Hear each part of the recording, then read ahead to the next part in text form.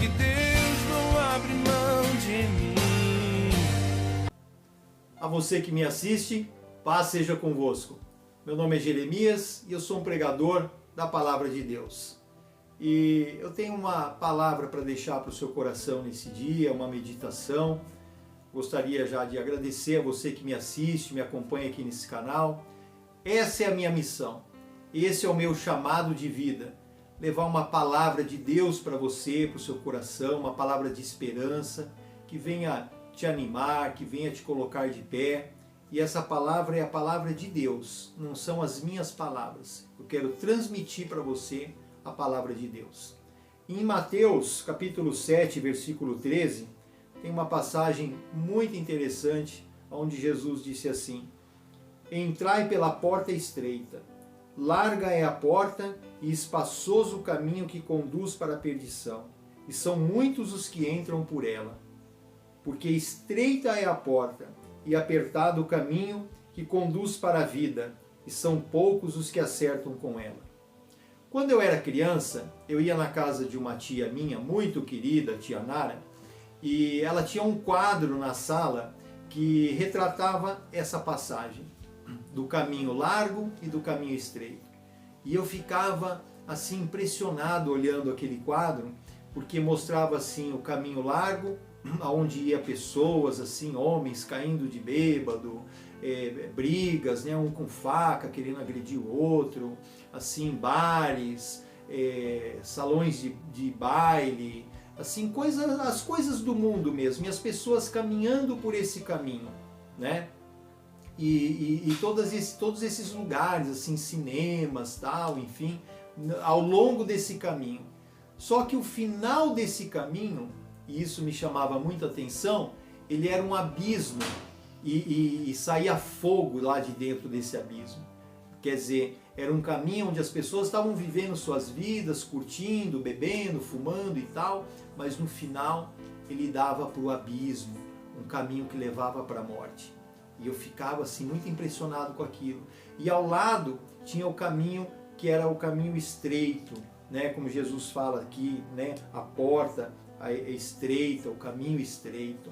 Jesus fala que é apertado o caminho. E nesse caminho tinha um povo que entrava por esse caminho. E eram assim famílias, com a Bíblia debaixo do braço, o pai segurando na mão da criança, a mãe levando a criança no colo. E aí tinha as igrejas, né? As pessoas indo para a igreja, né? Caminhando assim, se sentia, retratava assim, né? Um ambiente de paz, de alegria, de harmonia.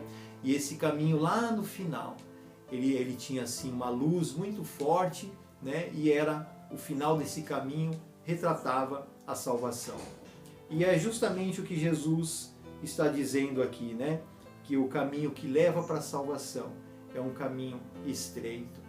E interessante que essa passagem aqui, ela me leva para uma outra passagem, porque falando de um outro quadro, né, de um vídeo também que eu assisti, onde um boi ele ia para o matadouro e ele estava assim num caminho onde ao lado dele, assim bem apertado, tinha as grades e ele não tinha como voltar. É um vídeo que eu vi isso daí. E ele sabia que ele ia para a morte, ele tentava voltar, mas ele não conseguia virar e não conseguia mais retornar, ele estava caminhando para a morte. E um vídeo até triste de ver, né? Mas isso me retrata aqui, me leva para uma outra passagem de Romanos 8,36, que diz assim: como está escrito, por amor de ti somos entregues à morte o dia todo, fomos considerados como ovelhas para o matadouro. O caminho do Senhor, o caminho que nos leva para a salvação, não é nessa terra, não é um caminho de delícias, não é um caminho de curtição, não é uma vida de maravilhas, não é uma vida também sofrida, maltratada, não é isso, mas é uma vida onde nós temos que dizer não para o mundo, temos que dizer não para os prazeres da carne, temos que dizer não para o pecado, para que nós possamos chegar a alcançar a vida eterna, não por mérito nosso, por causa do sacrifício de Jesus na cruz, mas isso me leva a uma reflexão de que nós também devemos fazer a nossa parte. Nós também temos uma participação nesse processo da salvação. Não é assim, sabe, como eu tenho visto muitas pessoas até falarem: ah, Jesus morreu na cruz, me salvou e está tudo bem, agora é só viver minha vida e aceitei Jesus como meu Salvador. Não, existe uma participação sua, existe uma parte que você deve fazer, negando o mundo, negando os prazeres do mundo, dizendo não ao pecado. E um dia sim, nós estaremos diante do nosso Pai, para que Jesus possa dizer, né? Vinde benditos de meu Pai, que possamos estar atentos, vigilantes, como as 5 virgens prudentes, para que quando o noivo vier para nos buscar, nós possamos entrar para as bodas eternas. Que você possa estar vigilante, que você possa meditar na palavra do Senhor, que você possa buscar uma vida de comunhão com o Senhor e vivendo a sua vida, né? Vida em família, trabalhando, vivendo, sonhando, buscando, lutando pelos seus sonhos e pelas suas conquistas. Mas muito cuidado para não perder a sua salvação.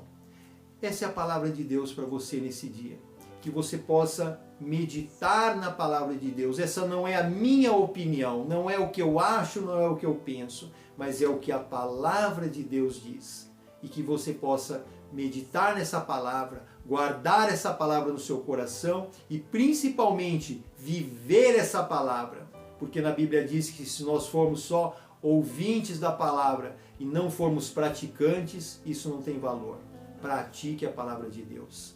Que você tenha um ótimo dia, uma excelente semana e que Deus te abençoe.